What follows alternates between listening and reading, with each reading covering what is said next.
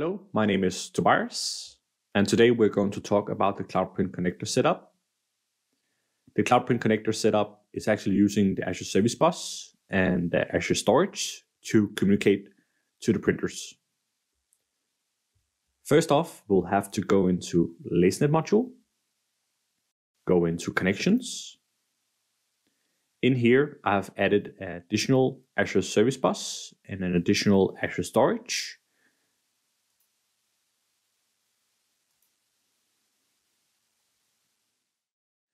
Next off, we'll go into the Cloud Lasernet module again and go into the CloudPrint connector setup under parameters.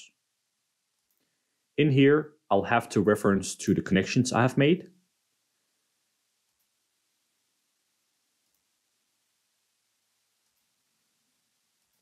We can also validate here just to make sure they're working. Everything seems to be okay. Next off, we'll also have to set up some additional stuff in the Lasernet developer. We'll have to set up this module here called Azure Service Bus CloudPrint. In here, we'll need to define which Azure Service Bus queue we're using. I can copy here from the connector under connections. I can copy using the copy to clipboard functionality. And I can paste it in here.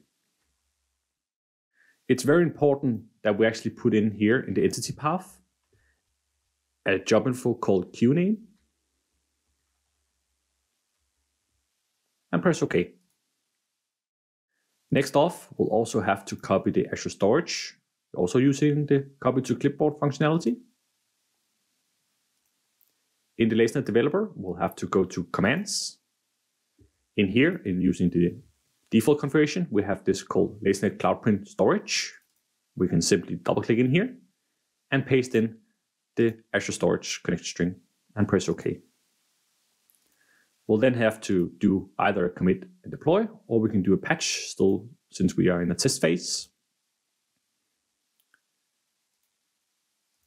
Now we'll have to download the actual software itself. So if we go into printers, up here, we have the option to download the software itself. And we can also download the configuration ID. First off, I'll download the software. It's an exe file, so we can simply just click on it and we'll start the installation.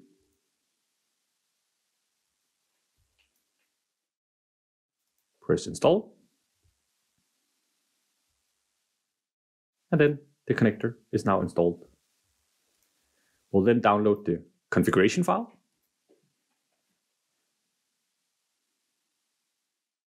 We can also just double click here and it will ask us if we want to load the downloaded configuration file to the software. And we can press yes and press OK. We're now seeing this screen here popping up. This is the software. We can either run it as a user or we can run it as a Windows service.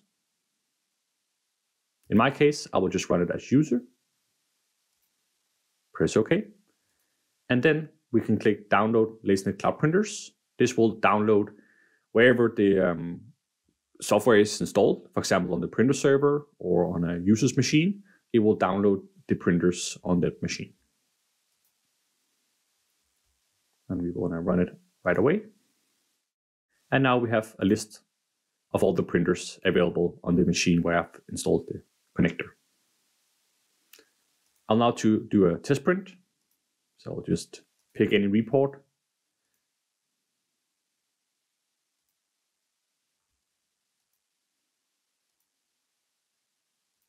And I will of course select one of my printers.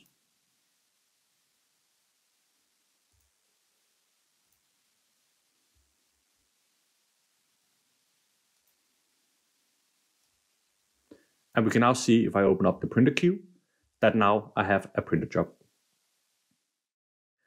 One note I would recommend is whenever creating the connection to the Azure Service Bus and Azure Storage is to use a separate storage, Azure Service Bus queue and Azure Storage than you're using to communicate from the connector to the Lasernet originally, since it's a bit better to debug when having them separated. And it's also easier to move to different environments. I just want to demonstrate why whenever we are creating this connections in the Azure Service Bus, I haven't selected any queue, and in the Azure Storage, I haven't selected any containers. And the reason being that whenever we are downloading the configuration file, if we go under the CloudPrint Connector setup, user setup, we can actually see here we're giving this Azure Connector ID. And this is the same as we see on the actual Cloud Printer Connector ID as well. It's also creating a queue name and a blob name. And I can demonstrate this if I go into the Azure Service Bus.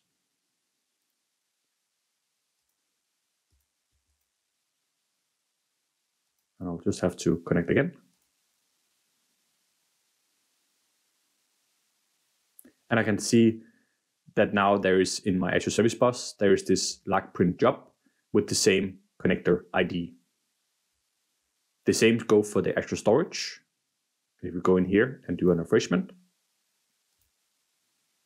if I go into my Azure Storage and blob containers, we can now see there is a lag printers and there is a lag print job also with the same connector ID. So it automatically creates this.